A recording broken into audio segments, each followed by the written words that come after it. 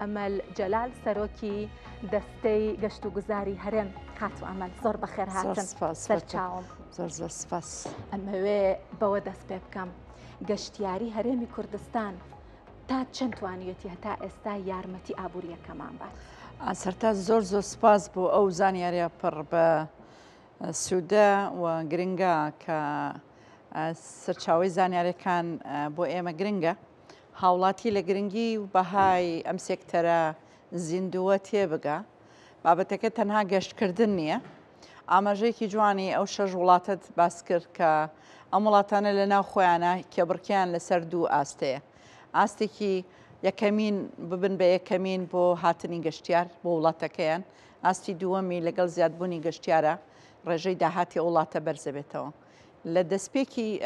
بابەتەکەی جەنابەت باست کرد کە باست لە داهات کرد ئەو داهاتانە ئەژمار کراوە لەلایەن دەوڵەتانەوە کە لە ڕێگای بلیت و تکتی فڕۆکەوانی و ئەمانەی کە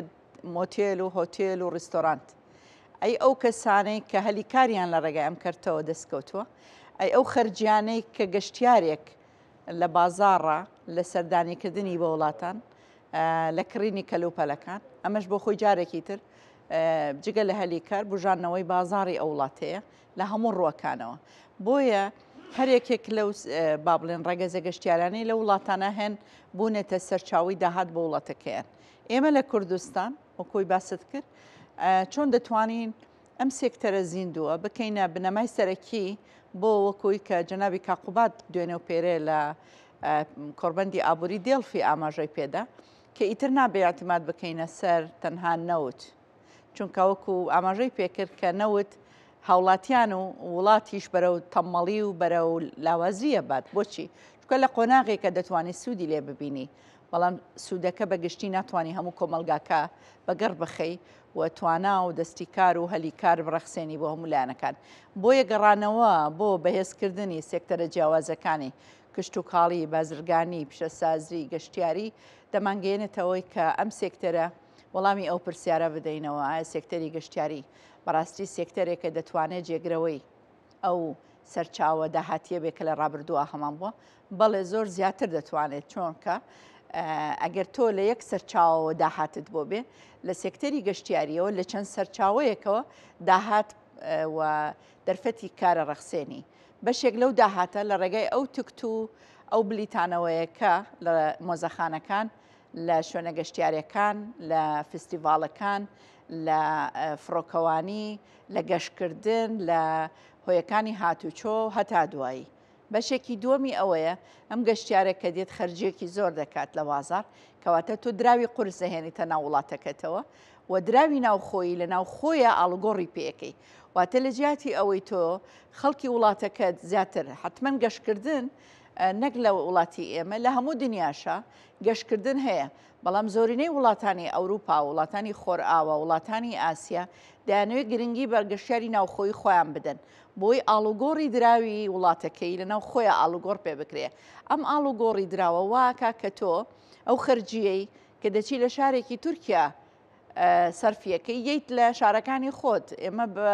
خۆشحاڵیەوە و سپاسی خەڵکی کوردستانی شەکەین لە ماوەی 3 ساڵی ڕابردوو پلانماندانا چۆن خەڵکی کوردستان ئاشنا بکەین بە ناوچە گەشتیارەکانی خۆمان. ئێمە جگە لە داهاتی ئەو گەشتیارانەی کە ساڵی پار 7 ملیۆن و نیو گەشتیارمان هەبوو و لەو 7 ملیۆن و نیوە لە 125 بیانی بوو، ئەمساڵ دەمانەوێت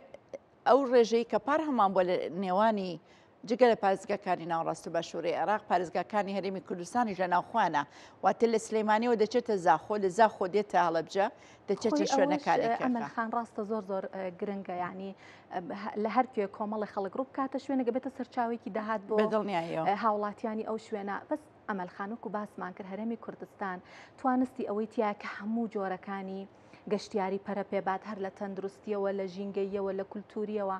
ئایا پلانێک هەیە بۆی کە گەشتیاری ببێت بە سەرچاوەیەکی جێگیر و هەمیشەی وە تۆزە پشتبەستنمان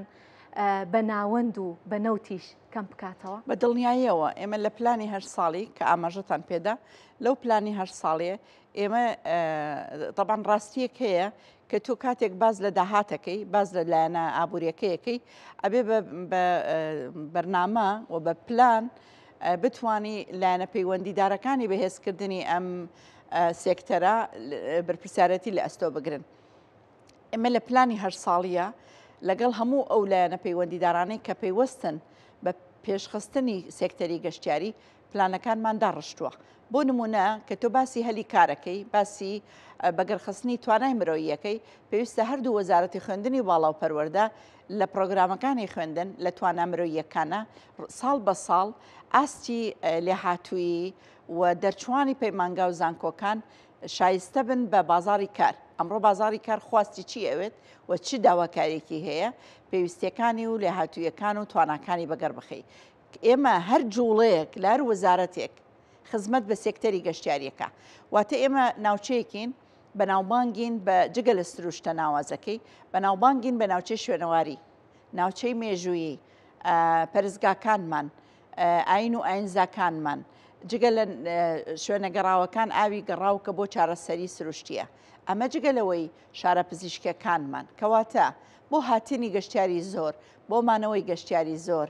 بۆ بەگەرخستنی ئەم سێکتەرە پێویست بە چییە؟ پێویست بە ڕێگاوبانی باشە، واتە گەر وەزارەتی ئاوەدانکردنەوە وەزارەتی شارەوانی چەند ڕێگاوبان بکە ئەوەندە خزمەتی بە سێکتەری گەشتیاری و سێکتەرەکانی کە کردووە. لە فۆرمی گەشتیاریە ئێوە ئاماژەتان بە 6 فۆرمدا، ئێستا لە هەرێمی کوردستان زیاتر لە 15 فۆرم دەتوانێت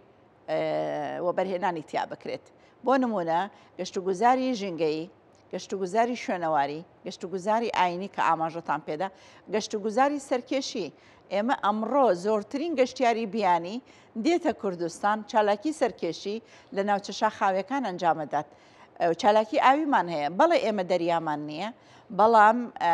ئەو بەنداوانەی کە لە هەرێمی کوردستانن و ئەو تافگانەی هەمانە و ئەو ڕێڕەوە ئاویانەی کە ئەڕوات هەموو ئەمانە بوونێتە سەرچاوەیەک بۆ چالاکی ئاوی. کەواتە ئێمە پێویستمان بە ڕێگاوبانی باشە، پێویستمان بە تیمی تەندروستی و هێڵەکانی گواستنەوە بە ئاسانترین شێوە بۆ ئەمانە هەمویان تون دەتوانی سێکتەری گەشتیاری پێشخەی دەبێ حکوومەت لە قۆناغێکە بۆ ماوەی چەند ساڵێک قوربانی بدا بە بەشێک لەو بەرپرسیارەتی کە هەیەی لە پێناوی کارابوونی کەرتی تایبەت، واتە کرێکانی کەم کاتەوە لەسەر کەرتی تایبەت، لێ خۆشببوون زیادکە، باجەکان و ڕسوماتەکان کەم کاتەوە. من ویستم بێمە سەر ئەم بابەتە ئەمەلخان ئاماژەتان بە شتێکی زۆر باش کرد. باسیەوەتان کرد کە ئەبێ پێویستی بە ژێرخانە بەڕاستی پەرەپێدانی کەرتی گەشتیاری بۆ نمونە ڕێگاوبان و ئەوە. ئەکرێ پشت بەوە بەرهێنەران ببەسترێت. ئایا بۆ ئەم بابەتە پلان هەیە بۆ ئەوەی کە هاندان بکەن بۆ بەرهێنەران کە بێن و بەرهێنان لە کەرتی گەشتیاری هەرێم بکەن بۆ نمونە لێ خۆشببوونیان بۆ بکەن بە شێوازی جۆرا و جۆر، کرێکان لەسەر کەرتی تایبەت کەم بکەنەوە هیچ پلانێک هەیە بۆی وە بەرهێنان؟ من لە زۆرێک لە لێدوانەکانمانە ئەڵێمە لە کۆبنەوەکانمانەوە بۆ ئێمە بە راپۆرتیش داومانە لەگەڵ بەڕێوەبەرایەتی گەشتەکانمانە ئێماڵین پێویستەکە پێوەەر هەبێ بۆ بازاری گەشتیاری، واتە ئەو خەرجی کە لە پایتەخت هەیە لەوانەیە کەمتر بێت لە شارێکی وەکو ناوچە ئیدارە سەربەخۆیکی وەکو سۆران ڕاپەڕین هەڵەبجە گەرمیان هەتا دوایی شارەکان دەبێت پێوەری هەڵسەنگاندن بۆ داهاتیان بۆ ڕسومات و باجەکان دەبێت پێوەرێک بێت کە گونجابێت لەگەڵ بازاری ئەو شوێنە و دەرفەتەکان بۆ کارکردن بۆ لایەنە ئابوورەکەی. بەڵام ئەگەر بە یەک پاکێ سەیری هەموو پارێزگەکانی هەرێم بکەین 1 ئەستێرە تا 5 ئەستێرە، ئەمە زیانێکی گەورە بە کەرتی تایبەتەدا و ئەو خواستە لەسەر کەرتی گەشتیاری کەمە کاتەوە. بۆچی؟ چونکە کەس بۆ خێر ینی هەر بووە بۆ هین نایکات چالاکی گەشتیاری. کاتێک تۆ ئەتەوێت پرۆژێکی گەشتیاری ئەنجام دەی چاوت لە قازانجا و دەتەوێت بژێوی ژیانت لەسەر ئەم پرۆژەیە بەجێبێت. ئەگەر حکوومەت لەم ئاستەیە قورسایەکانی لەسەر کەم نەکاتەوە ناتوانێت ئەم کەرتە گۆڕانکاریەکی جۆری لە چالاکیەکەی بکات یاخود خزمەت گوزارەکانی بەو ئاستە پێشکەش بکات کە هاوڵاتی یاخود گەشتیار ئارزوویەکات. بۆیە پێویستمان بچیە؟ پێویستمان بەوەیە ئێمە لە قۆناغی ڕاگوزەری جێگرتنەوەی نەوت و غازین بۆ سێکتەرە جیاوازەکان. کەواتە مادام ئێمە لە قۆناغی ڕاگوزەرین پێویستمان بەوەیە حکوومەت قورسایەکی زیاتر بخاتە سەرخۆی کرێی کارەبا، کرێی ڕسوماتەکانی، باجەکانی، ئەو دائیرانەی تر کە لە کەرتی گەشتیاریە زیاتر لە 9 دامەزراوەی حکوومەت داوای ڕسومات و کرێ و ناوی جیاوازمان هەیە. ئەم قورسایە کاتێکی خەیتە سەرکەرتی گەشتیاری سەرمایە گوزاری کەمە بێتەوە تایە ئارزووی کارکردن بۆچی چکە سێکتەری گەشتیاری لەگەڵەوەی کە دەرفەتێکی ڕاستەوخۆ و ناڕاستەوخۆی هەیە ڕاستەوخۆ لە ڕێگەی باج و ڕسومات و ئەو کرێیانەی کە وەریەگرین و ئەو تێلانە کە ڕاستەوخۆ هەرکردی تایبەت و حکوومەت وەریەگرێ ناڕاستەوخۆ ئەو داهاتەیەکەی هێنینە وڵاتەکان کە تاکو و خاوەن پرۆژە و خاوەن هۆڵەکانی هاتوچۆ و شوێنەکانی تر وەریەگرێ ئەگەر تۆ دێخۆشببوون یاخود تێگەیشتن لە گرنگی ئەم سێکتەرە هەڵسەنگاندنێکی نەوەی بکەیت تێگەشتێکی زانستی با بڵێن لە ڕووی جەدوای اقتصادی ئەم پرۆژەیەوە هەڵسەنگاندنی بۆ بکەین دەتوانین ڕەچاوی هەندێک تایبەتمەندی بکەیت کە بۆ نمونە پرۆژەیەک هەیە 4 ملیۆن دلار با بڵێن تێچۆکەی بووە یان سەرمایەکەی بووە بیر لەوە بکەینەوە ئەم کەسە 4 ملیۆن دلاری خەرج کردووە ئەوە باسی ئەوە ناکەین کە پرۆژەکانی وە بەرهێنان کە بۆ نمونە پرۆژەیەک 80 ملیۆن دلاری تێچوو بێ بە چەند ساڵم 80 ملیۆن دلارە وەرەگرێتەوە کەواتە حکوومەت دامەزراوت پەیوەندیدارەکان دەبێت بیر لەوە بکەنەوە بۆ ئەوەی سەرمایە گوزاری زیادکەین لە کەرتی گەشتیاریە دەبێت حکوومەت بەشێک لە مەسئولیەتی تێچوونەکە لە ئەستۆ بگرێت تاکو خاوەنی پرۆژە گەشتیاریەکان هەست بە ئاسایشی ئابووری خۆیان بکەن هەست بەوە بکەن کە ئەم پرۆژەی ئەنجامیەدەن وەکو ئەرکێکی نیشتیمانی لە هەمان کاتشە حکوومەت بەرپرسارەتی وەرەگرێت ئەم خزمەت گوزاریانە بەداخەوە لە کوردستانە هەتا ئێستا ئێمە چاومان لەوەیە کە دەبێت زۆرترین پرۆژە ئەنجام بدرێت بەڵێ حکوومەت ڕێگاوبان ئەگەیەنێ با بڵێن ڕێکارەکانی وەرگرتن و پێدانی مۆڵەت و ئاسایشی ناوچەکان و زۆر بابەتی تر کە بەرپرسارەتی هەڵگرتووە بەڵام ئەمە بەتەنها کفایەت نییە بۆ خاوەن پرۆژەکان بە تایبەتی پرۆژە بچووکەکانی کە گەنجان دەرفەتیان بۆ ڕەخس ئەزانین کە گەشتیاری ئەو کەرتەیەکە ڕاستەوخۆ سوود بە هاوڵاتیان نەگەیەنێ تۆ کە گەشتیارێکی زۆر ڕوو لە وڵاتەکە دەکا ڕێک بازاڕەکان ئەجوڵێ داهاتی خەڵک زیە ئەبێ باسیەوەتان کرد کە حکوومەت قوربانی بە ئەبینین کە پلانی درێژخایانیشمان هەیە بۆ کەرتی گەشتیاری بەڵام وەکو ئێوە ئاگادار بن ئەسڵەن ئەو ئیرادەیە هەیە بۆ ئەوەی کە کەرتی گەشتیاری هەرێمی کوردستان پەرە پێ بدرێت یان ناتەنها پشت بە سروشتەکەی بەستراوە و کە بۆ نمونە لەم وەرزەیە گەشتیارێکی زۆر ڕوویتەیەکە ئەمێ بزانم کە بە دیاریکراوی ئەو ئیرادەیە لە ئێستا لە هەرێمی کوردستان هەیە کە گەشتیاری بکرێت بە سەرچاوەیەکی داهاتی جێگیر و هەمیشەی بە دڵنیاییەوە من زۆر لەوە دڵنیام کە سەرۆکاتی ئەنجومەنی وەزیران هەردوو بەڕێزان سەرۆکی ئەنجومەنی وەزیران و جێگری سەرۆکی ئەنجومەنی وەزیران ڕاستەوخۆ لە هەموو بەشداریە نێودەوڵەتەکانیان و لە هەموو کۆبوونەوەکان جەخت لە سێ سێکتەری سەرەکیەکەنەوە کە سێکتەرەکانی گەشتیاری کشت و کاڵی بازرگانی و پیشەسازیە و ئەمە تەنها دروشم نەبووە بەڵکو بەرنامەی کاری حکوومەت لە کابینەی نۆشەوە بۆ کە دەبێت پرۆژەکان و هەمەجۆرکردنی گەشتیاری ئەگەر بەراوردێک بکەی خۆشت جەنابەت جۆن بەراوردێکت کرد لە هاتنی گەشتیار لە 2021ەوە ئێمە گەشتیارمان یعنی ئێمە 2020 گەشتیار 2 ملیۆن لە 2021 کردمانە 4 ملیۆن لە 2022 بوو بە 6 ملیۆن لە 2023 باشە بەو شێوەیە هاتینە پێشەوە کەواتە ئەمە بە هاوکاری هەموو لایەنەکانە و ئێستا ژەگە تێبینی بکەی لە هەموو پارێزگاکانی هەرێمی کوردستان خواز لەسەر دروستکردنی کۆمەڵگەی گەشتیاری زیادی کردووە نەک تەنها هۆتێل و ڕستۆران ئێمە سێ کە دەڵین هەمەجۆرکردنی گەشتیار دەمانەوێت گەشتیار پلانەکەمانەوەیە کە دێتە کوردستان کەمتر لە 10 ڕۆژ نەبێت زیاتر بێت لە 10 ڕۆژ بۆ ئەوەی تەواوی پارێزگاکانی هەرێمی کوردستان بە چالاکی جۆراوجۆر ببینێ واتە کە دێتە سلەیمانی جۆرێک چالاکی ببینێ کە دەچێتە هەولێر جۆرێکی تر و بە هەمان شێوە بۆ زاخۆ بۆ دهۆک و ئەمە وای کردووە هەم گەشتیاری بیانی و هەم گەشتیاری ناوخۆیی ئارزووی ئەوە ئەکان ناوچە جیاوازەکان ببینێ من زۆر دوێنێ و پێرە زۆر دڵخۆش بووم کە دەمبینی گەشتیارێکی زۆر ڕووە کاتە ناوچە گەشتارەکان و ڕاگەیاندن لێرەوە جێگەی سوپاسە کە دەستگەکانی ڕاگەیاندن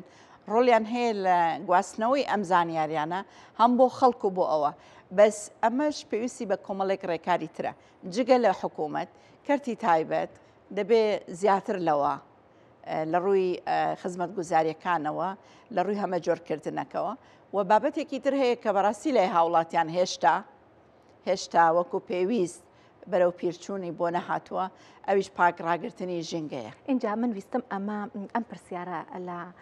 جەنابەت بکەم وەکو دوا پرسیار ئەمەل خان. کەرتی گەشتیاری چۆن ئەتوانێ هاوسەنگیەک ڕابگرێ لە نێوان پێشکەوتنی ئابووری لە ڕێگەی کەرتی گەشتیاری و خاوێن ڕاگررتنی ژینگە لەبەرەوەی کە بەڕاستی ئەوە لای ئێمە دیارە تۆزە پشتگوێ خراوە ئیتر لەلایەن هاوڵاتیانەوە بەیە هەرچی چۆن ئەکرێ ئەو هاوسەنگی ڕابگیرێ لە نێوان پێشکەوتنی ئابووری و پاراستنی ژینگە. هەستی بەرپرسیارەتی زۆر گرنگە لە مناڵێکەوە تا گەورەیەک ئەم هەستی بەرپرسیارەتی لە بەرجەستە بکەیت. دووەم دامەزراوە پەیوەندیدارەکانی شارەوانی پارێزگاکان قایمقام و بەڕێوەبەری ناحیەکان پێویستە کات ڕێگا نەدەن چیتر خۆڵ و خاشاک لەسەر شەقامەکان کۆ ببێتەوە. من زۆر دڵگرانم لەوەی کە زۆر جار حاویەکە دانراوە خۆڵەکە ناکەنە ناو حاویەکەوە لە تەنیشتی حاویەکە خۆڵەکە دانێن و ئەم خۆڵەکە ئەمێنێتەوە پیسە بێت بۆنێکەوە بۆنەکەی بڵاوە بێتەوە جگە لە نەخۆشی و جگە لە مەترسیەکانی ژینگە. بەشێکی تر هەیە کە تۆ کاتێک سەیران کارانە ڕۆنە سەیرانە چنا گەشتێک ئەو کەلوپەلەی بەکاری هێناوە با کەلوپەلێک بێ کە دۆستی ژینگە بێت واتە چەند خۆش بوو ئەگەر بگەڕینەوەکو سروشتی خۆمان جارانە قاپەکان لە ماڵەوەمان برد و زۆر جار نەمانەشت دەمان هێنایەوە بۆ ماڵەوە ئەمان شت کەواتە تو ئەم نایلۆنا کە لە سەیران بەکاری هێنی و کە بەجێ ئەهێڵی لەوێ جگە لەوەی کە زیانت بە ژینگە گەیاندووە ژینگەکەشت پیس کردووە کەواتە ئەکرێ ئەم خۆڵ و خاشاکە حملەیەکی نیشتیمانی میدیایی بکەین هاوڵاتیان ئەم خۆڵ و خاشاکە لە علاگەیە کە بیهێنێتەوە لە بەردەمی ماڵەکەی شارەوانی بیبە. هێشتا ئێمە لە ڕووی وشیاری ڕاستی وشیاری ژینگەیمان لاوازە ئومێ دەکەین هەمومان ئیشەکەین لەسەرەوەی گەشت و گوزار بە پێی پێوەرەکانی ئێمە دەبێت بەکارهێنانەکان دۆستی ژینگە بن واتە لەو بەکارهێنانانەی ڕۆژانە لەگەڵ دروستکردنی چالاکیەکان ئەو ماتریاڵانە یان ئەو کەرەسانە بەکاربێنین کە دەتوانرێ دۆستی ژینگە بێ و لە ژینگە هیچ زیانێک نەگەێنێ دوور لەو شێوازەی کە زۆر جار چیمەنتۆ و بلۆک و ئەوانە کە دەگوازنەوە بۆ ناوچە شاخاوەکانیان بۆ گوندەکان ئومێ دەکەین بێگومان ئەمەل خانەگەر ئێمە وەک هاوڵاتیانی هەرێمی کوردستان لە گرنگی گەشتیار و گەشتیاری بۆ ئابوووریەکەمان تێ بگەین قەت ئەو دیمەنە ناشرینانە ناخۆکەنین هیوادارین بگەنینەوە ئاستە زۆر سپاس بۆ ئامادەبوونتان زۆر سپاس کە هاتن ئەرکتان کێشە بەخێر هاتن.